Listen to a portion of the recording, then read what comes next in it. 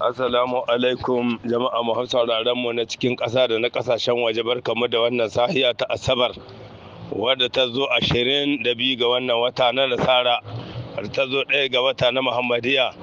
Babu shakka muna tura muku wannan sanarwa da zahinta inda aka ce wannan kokowa da za a yi ta masu tatan mai sune 'yan shunuwa wanda aka yi tsammanin a yi a wannan Asabar da muke ciki, to Asabar ta wuce.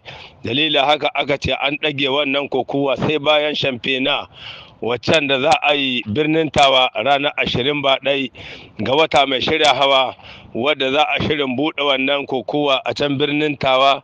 Dalilin haka aka ce jama'a a shaida muku wannan kokowa da ya kamata a yi cikin wannan sati bayan shugaban ƙasa ya ƙare ziyarta cikin ƙasa, to aka ce wannan kokowa an ɗage ta sai bayan shamfena ta Tawa, sa'an nan za a farfaran wannan kokowa ta 'yan shunuwa ta waɗanda ke tatan mai.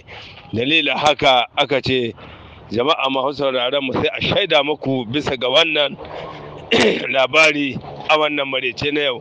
Daga na kuma mai da la'ilu ko gubce buza nake tura muku wannan sanarwa. Assalamu alaikum.